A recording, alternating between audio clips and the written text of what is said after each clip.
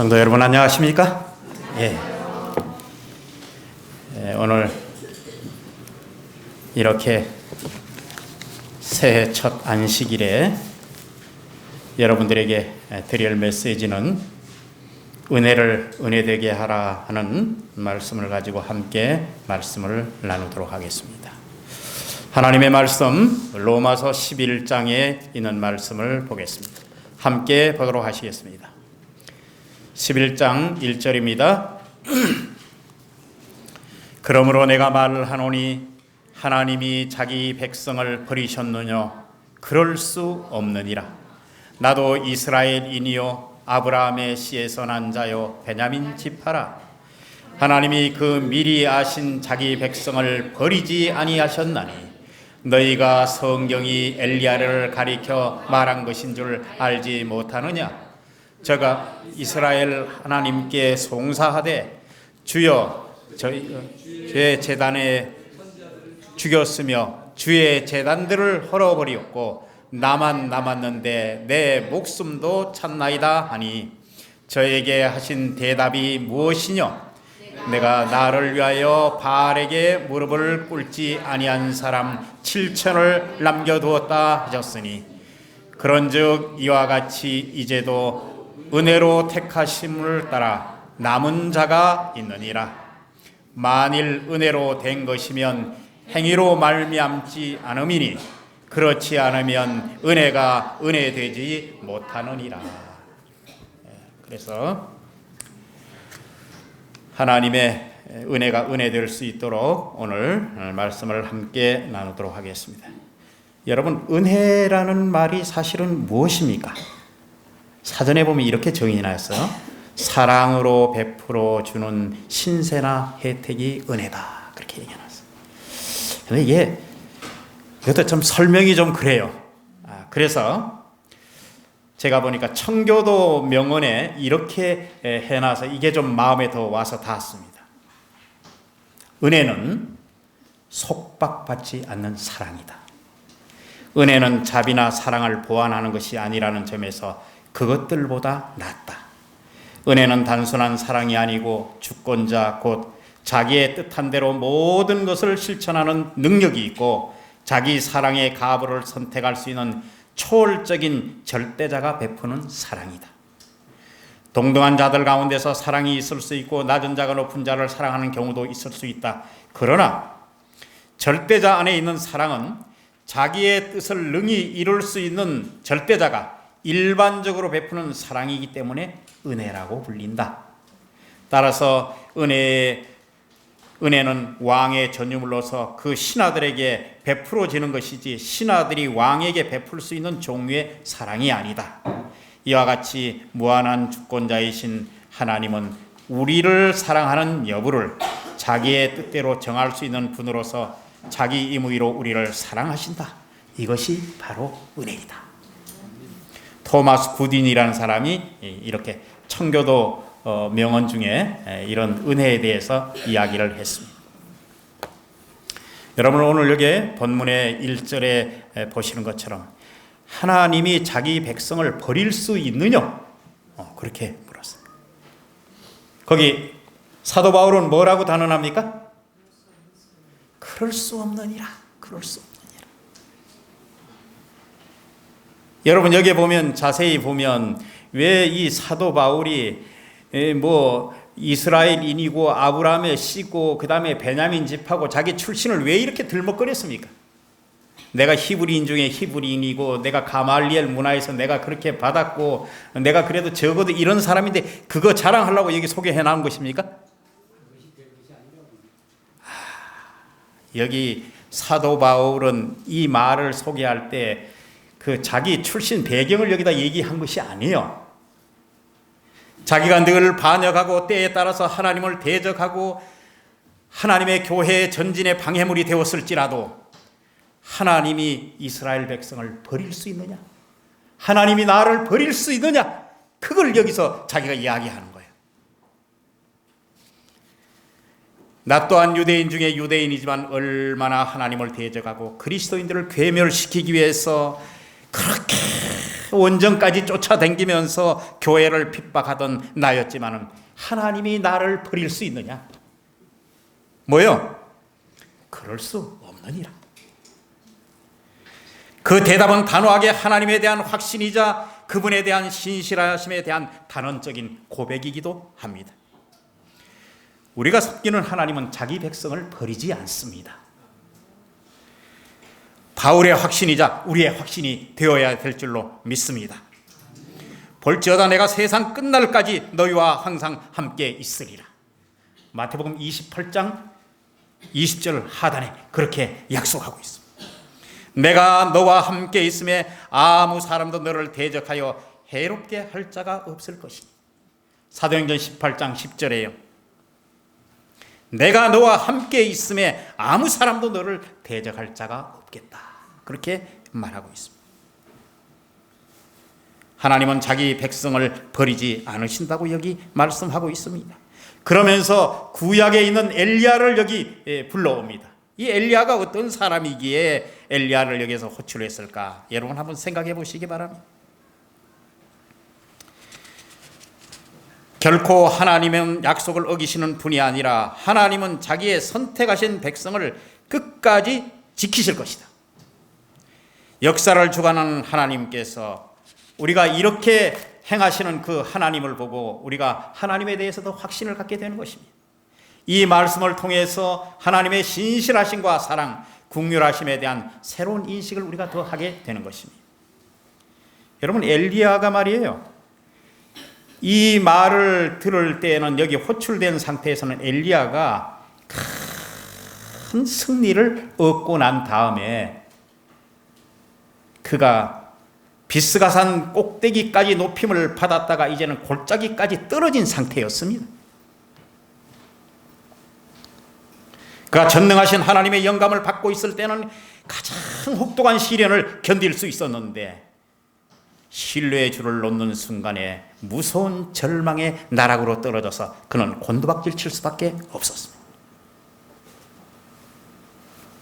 여기에 이렇게 우리에게 소개하고 있습니다.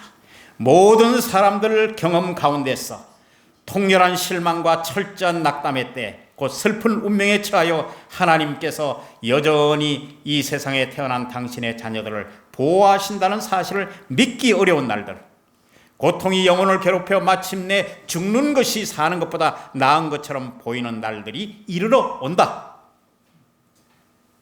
이런 때 많은 사람들은 하나님께 대한 그들의 신앙을 잃어버리고 의심의 노예가 되고 불신의 속박에 얽매인다. 만일 우리가 이와 같은 때에 영적 통찰력을 가지고 하나님의 섭리가 무엇을 의미하는지를 분별할 수 있다면 그 같은 상태로부터 우리를 구원하셔서 우리의 발을 영원한 산보다 더 튼튼한 기초 위에 세우려고 노력하는 천사들을 보게 될 것이다. 그리고 새 신앙과 새 생애가 싹트게 될 것이라고 위대한 예언자들 111페이지는 이렇게 말씀하고 있습니다. 3절에 보십시오. 나만 남았다 그랬습니다. 나만 남았고 내 목숨을 찾나이다. 여러분, 가장 암담한 날에, 형세가 가장 험악하고 그렇게 앞이 안 보이는 날에 무서워하지 말고 하나님을 믿으라는 것입니다. 하나님께서 그대의 필요를 아십니다.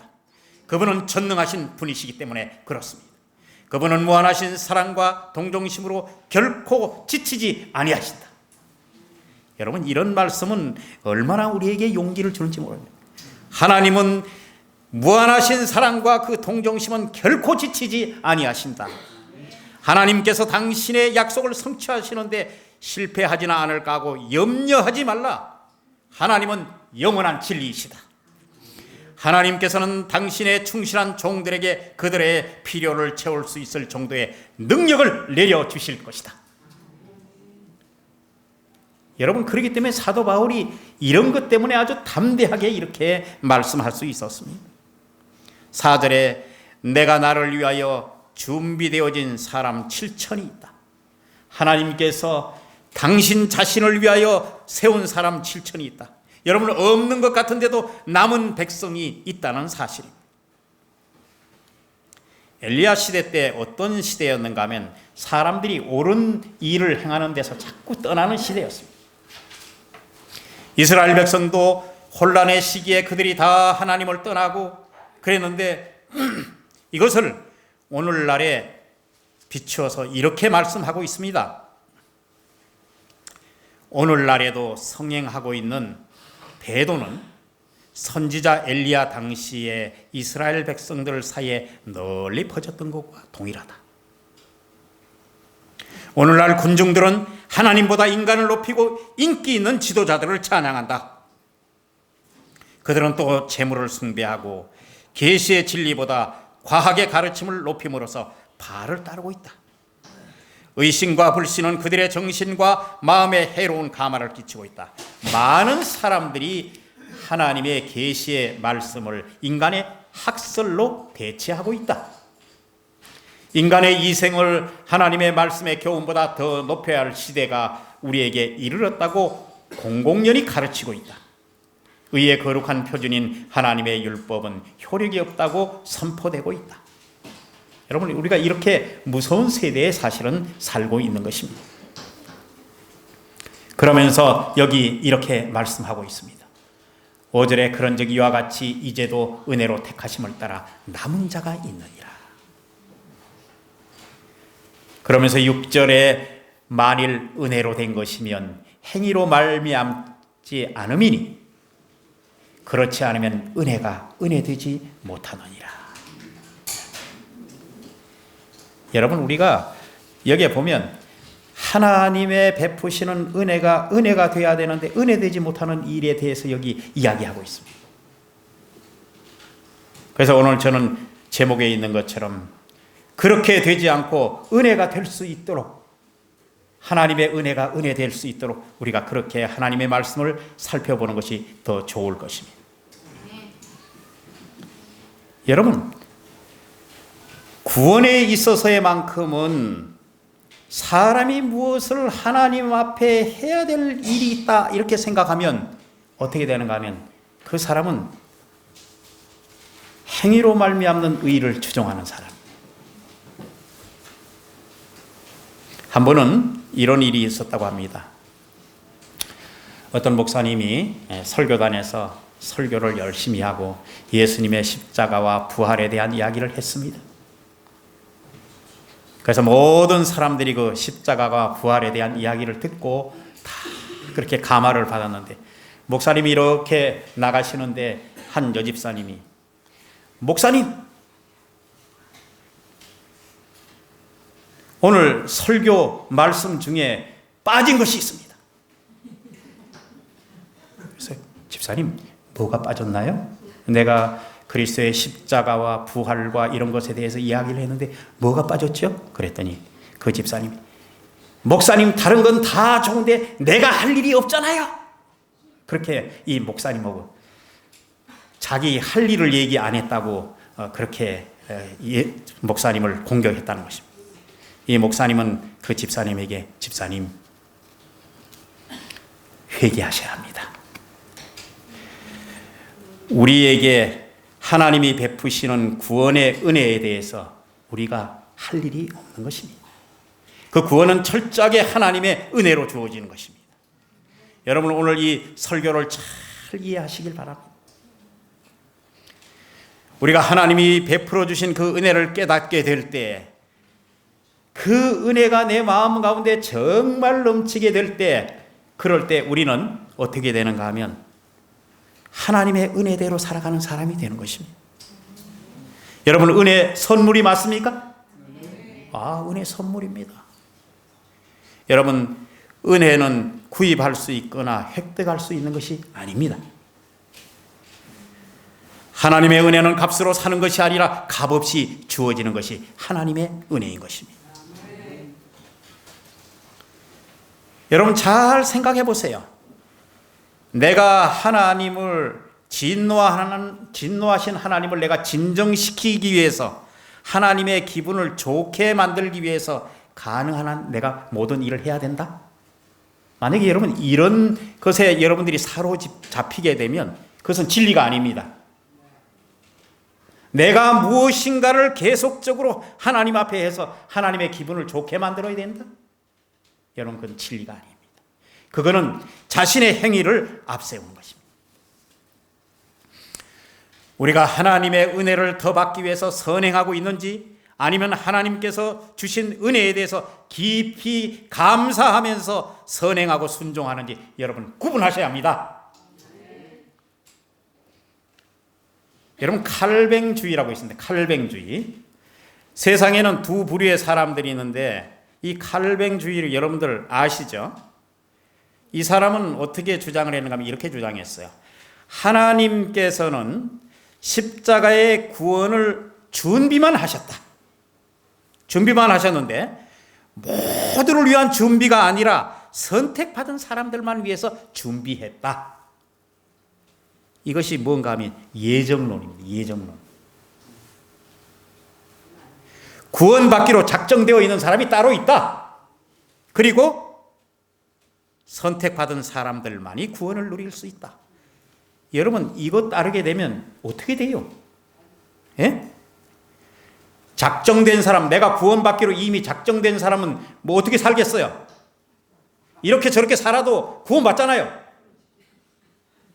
막 살 수 있어요. 그죠? 술 먹고 담배 피우고 막 살아도 이미 구원이 확정됐는데 뭘 그렇게 살 수 있다고 얘기하는 것입니다.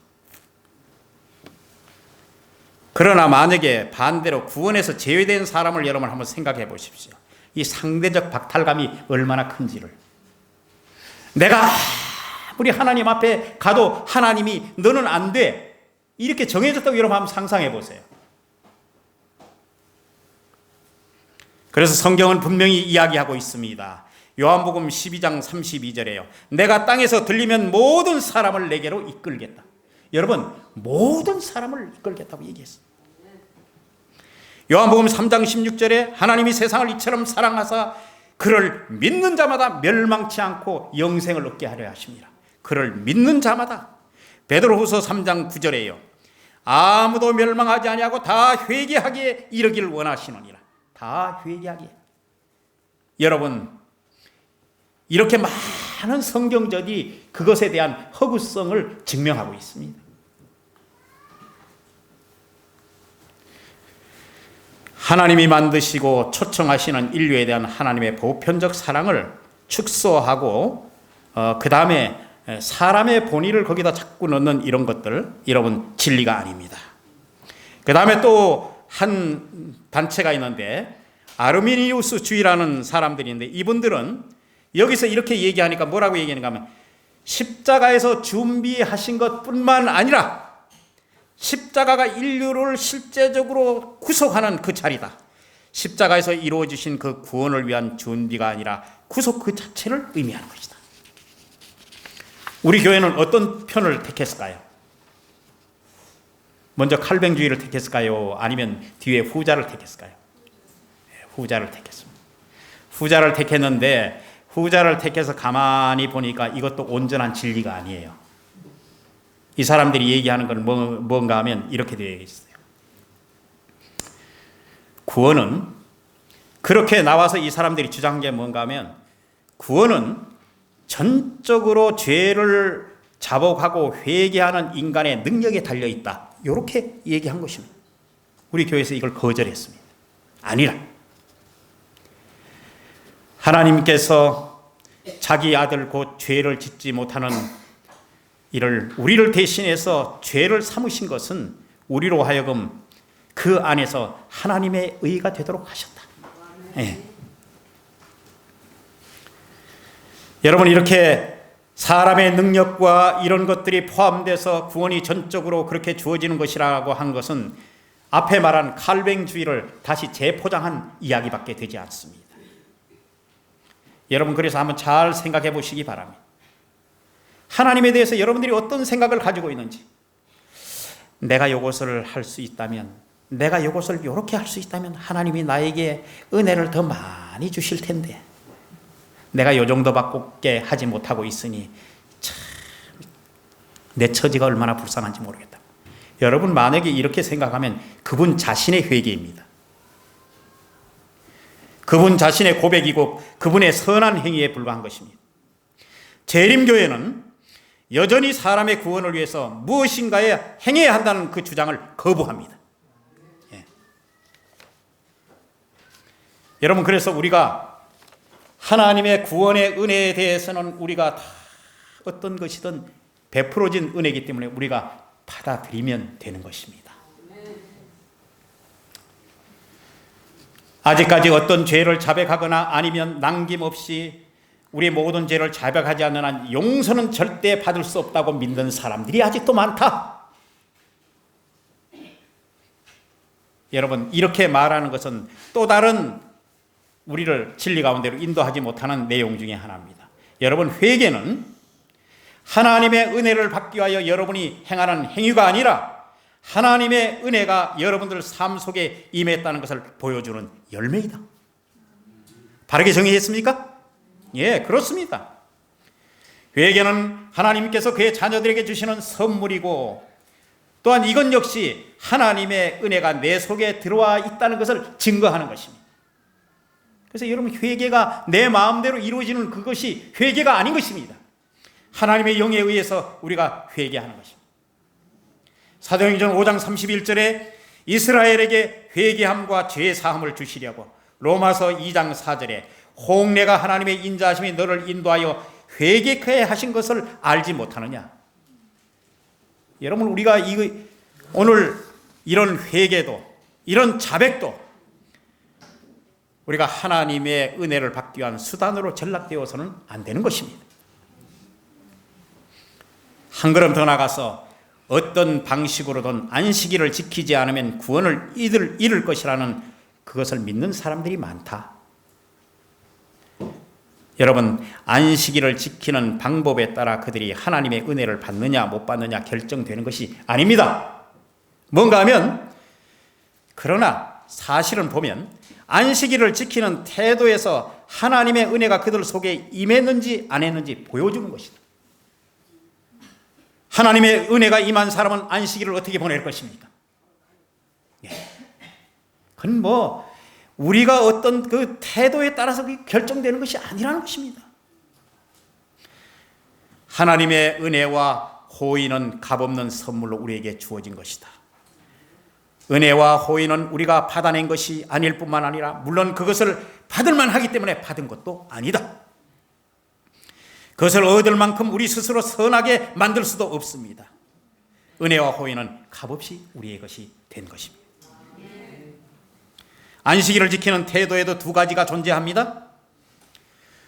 구원을 주신 하나님과 관계가 즐겁기 때문에 지키는 태도가 있는가 하면, 안식일을 준수함으로써 우리가 하나님께 호감을 더 얻기 위해서 이 안식일을 지킨다고 할 것 같으면 여러분, 어떻게 되겠습니까? 구원을 우리가 받아낸다든지 얻을 만한 자격을 갖추기 위해서 수많은 일을 하지 않으면 안 되는 것입니다. 선한 일을 행함으로 하나님께서 우리를 구원하실 것이라는 입장과 하나님이 우리를 구원하셨기 때문에 감사함으로 우리가 선한 일을 하는 것과는 천지 차이인 것입니다. 하나님의 은혜는 우리가 돈으로 살 수 없습니다. 하나님의 은혜는 우리가 얻을 수 있는 자격을 갖추기 위해서 우리의 할 일이란 전혀 없습니다. 하나님의 은혜는 옳은 행위에 대한 보상도 아닙니다. 하나님의 은혜는 순종에 대한 대가의 보상도 아닙니다.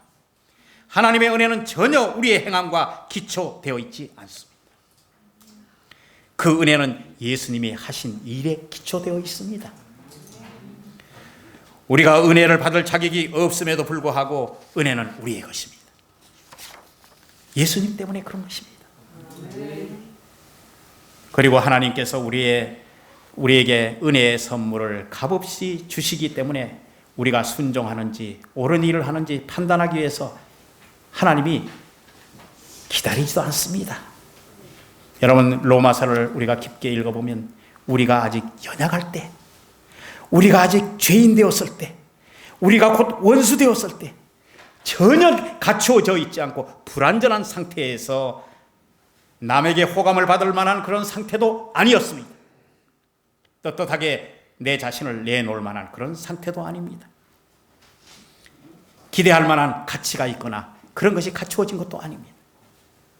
여러분, 이렇게 베풀어지는 것이 은혜인 것입니다. 그리고 내가 덕망 있는 일을 했다고 해서 자신의 공로로 여기지 않습니다. 내 속에 거하시는 하나님의 은혜가 한 것이기 때문에 그렇게 알고 있는 것입니다. 어떤 고상한 충동도, 덕스러운 행동도, 순수한 생각도, 이 모든 것이 여러분의 것이 아니라 여러분 안에 계신 하나님이 하신 것입니다. 그래서 갈라디아 2장 20절에요. 내 속에 거하시는 그리스도께서 하신 것이죠. 하나님께서 좋게 여기신다는 확신을 갖기 위해서 선행을 해야 한다면 여러분, 하나님을 증오하고 말 것입니다. 선행을 할 때는 여러분 온탕에 들어갔다가 못할 때는 냉탕으로 가십니다. 은혜 밖으로 나갔다가 은혜 안으로 들어왔다가 왔다 갔다 하고 계속 그렇게 하실 것입니다. 자신의 방법으로 구원을 찾아 애쓰는 대표적인 모습이 그렇습니다. 그들의 노력을 지지해달라고 이야기하고 인정해주기를 요청합니다.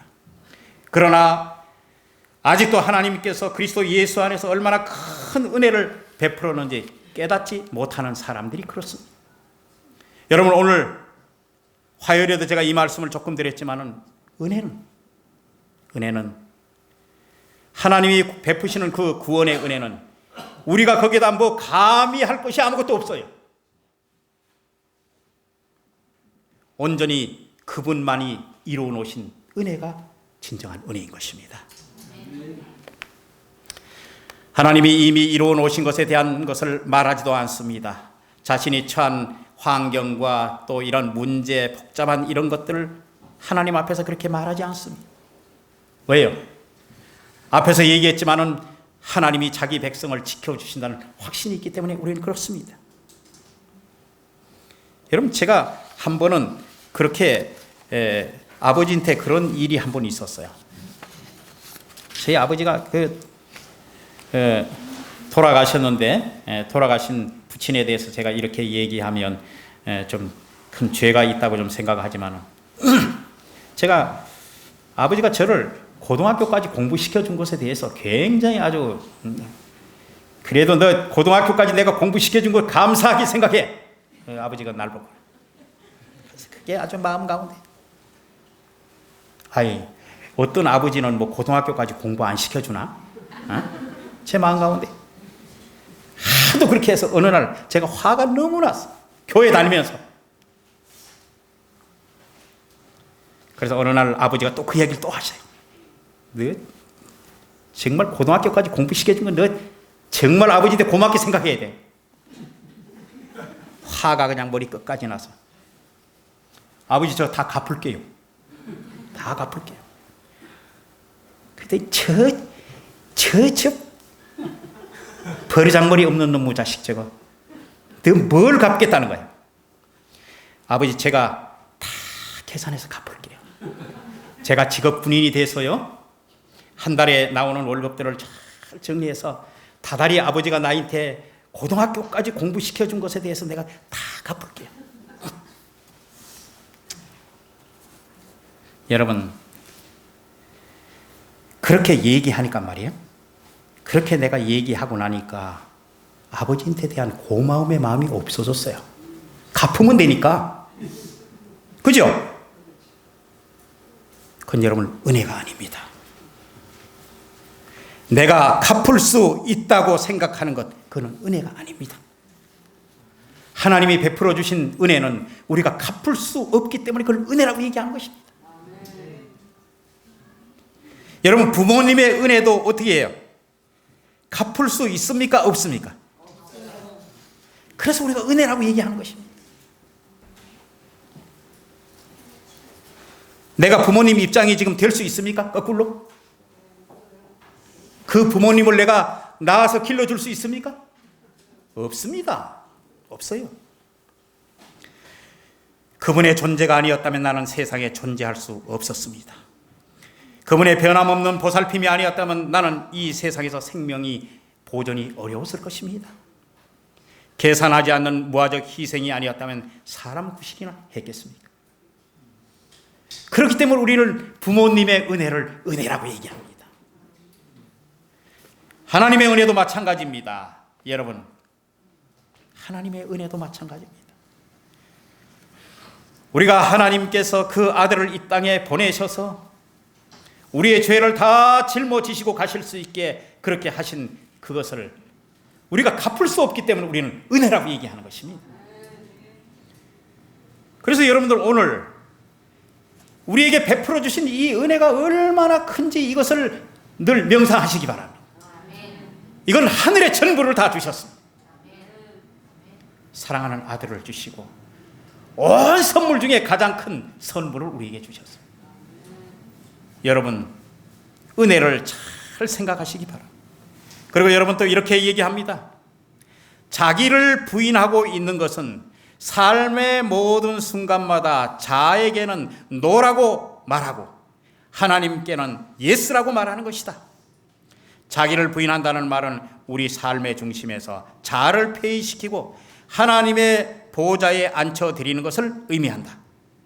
자기를 부인한다는 말은 말은 삶의 지배적인 원칙으로 자아를 지워버리고 하나님의 지배 원리로 더 나아가 하나님을 삶의 지배적인 열정으로 삼는 것을 의미한다. 윌리엄 바클레이가 그렇게 말했습니다. 여러분, 우리가 하나님의 은혜는 우리가 갚을 수 없는 것입니다. 하나님께서 오늘 우리에게 주는 메시지, 은혜를 은혜되게 하라. 인간의 행위로 어떤 것을 거기다 섞는다는 것은 무모한 일입니다. 우리가 하나님의 은혜를 받아들이게 되면 예수 그리스도께서 내 안에 들어와 계셔서 예수님이 내 일을 해주는 것입니다. 그렇기 때문에 승리가 나오는 것입니다. 예수님이 내 마음 안에 계실 때 죄를 물리칠 수 있을 뿐만 아니라 그분이 승리하셨기 때문에 그것이 내 승리가 되는 것입니다. 우린 연약할 수밖에 없습니다. 사랑하는 우리 귀례교회 교우님들이시여, 하나님의 은혜 속에서 올 한 해 무한히 성장되시는 여러분과 저가 되시기를 간절히 바랍니다.